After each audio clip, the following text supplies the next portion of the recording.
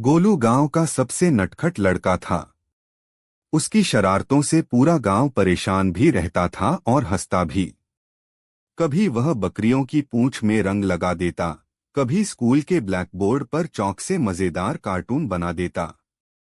एक बार गर्मियों में उसने बड़ी शरारत की। तालाब के पास एक बड़ा पेड़ था जहां सब बच्चे आम तोड़ने आते। गोलू ने पेड़ की एक डाल पर लाल कपड़ा बांध दिया। दूर से देखने पर लगता कि जैसे कोई भूत बैठा हो। जैसे ही बच्चे आम तोड़ने आए, लाल कपड़ा हवा में लहराया। सब चिल्लाए भूत और भाग गए। गोलू पेड़ के पीछे से हंस हंस कर लोटपोट हो रहा था। लेकिन उसी समय गांव के मास्टर जी आ गए। उन्होंने गोलू को कान पकड़कर पकड़ा और कहा, अरे नटखट, तू बच्चों को डराता है। चल अब सबके लिए आम तोड़ और बांट। गोलू डर के मारे पेड़ पर चढ़ा और ढेर सारे आम तोड़कर सबको बांट दिए। बच्चे आम खाते खाते बोले, गोलू की शरारतें हमें कभी डराती हैं, कभी हंसाती हैं, लेकिन सबसे मजेदार वही होता है। उस दिन एक छोटे से गांव में राधा नाम की एक लड़की रहती थी। वह पढ़ाई में बहुत अच्छी थी, पर उससे भी ज्यादा अच्छी उसकी आदतें थीं। राधा सबके प्रति दयालु और मददगार थी। गांव में जब भी कोई बुजुर्ग रास्ता पार करने में कठिनाई महसूस करता, राधा तुरंत उनकी मदद कर देती। अगर किसी बच्चे के पास पढ़ाई की किताबें नहीं होती, तो वह अपनी किताबें उनसे बांट देती। एक बार गांव में भयंकर बारिश हुई। नदी का पानी बढ़ गया और कुछ घरों में पानी भर गया।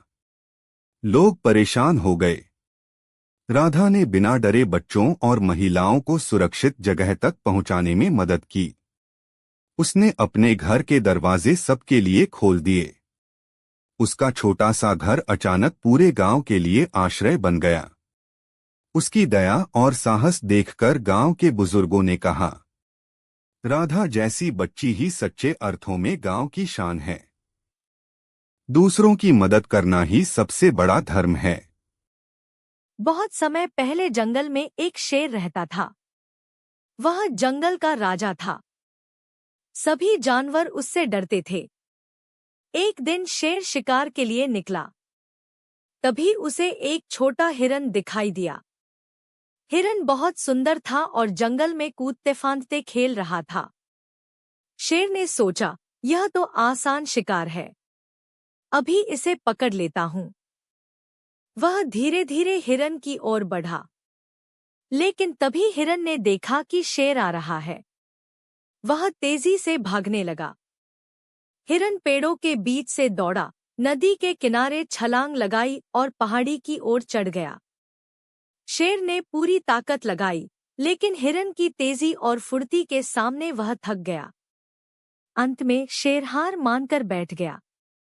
हिरन ने दूर से देखा और मुस्कुराते हुए बोला, बड़े और ताकतवर होने से ही जीत नहीं मिलती, कभी कभी समझदारी और तेजी भी जरूरी होती है।